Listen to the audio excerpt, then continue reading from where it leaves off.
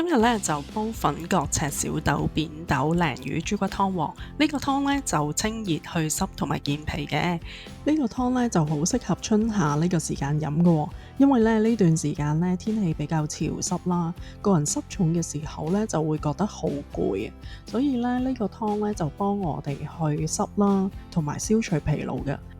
另外咧，粉角咧佢有異黃酮啊，所以咧佢可以抗氧化啦，同埋佢可以調節血壓嘅喎，對我哋嘅心血管咧嘅健康咧好有幫助嘅。介紹下材料先，粉角咧就買咗1斤，赤小豆扁豆咧就各50克，鯪魚咧我就買咗1條，大約1斤左右啦，豬骨1斤，跟住咧就用一個紅蘿蔔啦，同埋要陳皮、椰棗。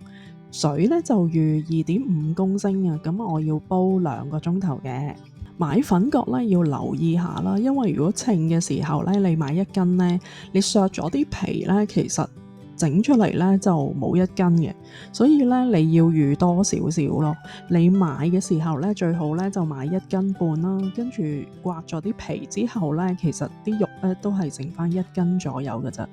另外買粉角嘅時候咧，我就會揀一啲比較重身啦，同埋大個啲嘅，咁同埋個面咧就唔好太乾啦，咁最好咧有少少濕嘅泥啦，咁呢個粉角咧就煲出嚟咧就會好甜噶啦。呢個湯底咧就係鯪魚湯底嚟嘅，如果大家唔中意飲鯪魚咧，就可以唔落鯪魚啦，淨係落豬骨都可以噶。之前咧，我拍咗條片咧，就講點樣熬呢個魚湯底嘅。大家如果有興趣咧，可以睇翻呢條片嘅喎。其實咧，呢個湯咧，除咗粉角同赤小豆扁豆可以去濕咧，鯪魚本身佢都係有去濕嘅功用嘅喎。其實咧，我覺得咧，熬魚湯嗰個最緊要嗰個步驟咧，就係要煎透嗰條魚啊！如果咧你煎唔透嗰條魚咧，跟住撞水落去咧，嗰啲水咧就會有魚腥味，所以大家咧記得熬魚湯嘅時候咧，就煎透晒、熟晒條魚先好撞啲熱水落去咯。啲水撞咗落去之後咧，連埋條魚一齊滾啦，滾去大約4-5個字咧，就出晒嗰啲奶白魚湯出嚟㗎啦。怕魚腥味嘅朋友咧，就可以落少少薑啦，同埋咧我自己咧就鍾意落少少陳皮落去熬嗰個魚湯㗎喎。我自己煲魚湯咧就唔會落魚袋嘅，因為咧我覺得嗰啲魚嗰啲鮮味咧俾嗰啲布咧索咗，所以煲出嚟嘅魚湯咧就冇咁甜嘅。我煲湯咧頭嗰20分鐘咧就會大滾嗰啲材料先嘅，跟住咧就會較返一個中細火咧去繼續去煲佢啦。另外豬骨咧記得要出水喎，就凍水落啦，滾起大約5分鐘左右咧就可以熄火，跟住就攞去洗乾淨嗰啲豬骨啦，就可以用嚟煲湯噶咯喎。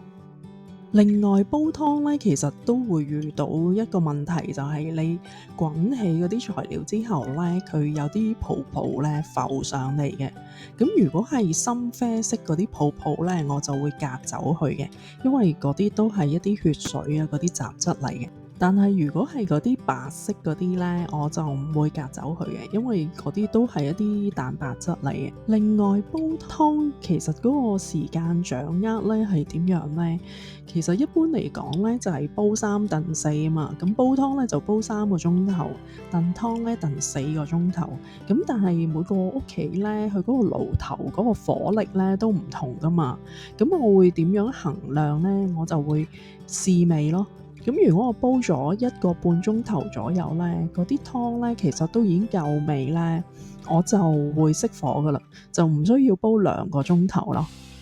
呢個湯呢完成噶啦喎。今日呢個粉角湯呢，希望你中意啊！如果你中意我呢條片呢，希望你幫我點個讚同埋分享俾你嘅朋友啊！如果你未訂閱我頻道，希望你訂閱我頻道，繼續收睇我嘅影片啊！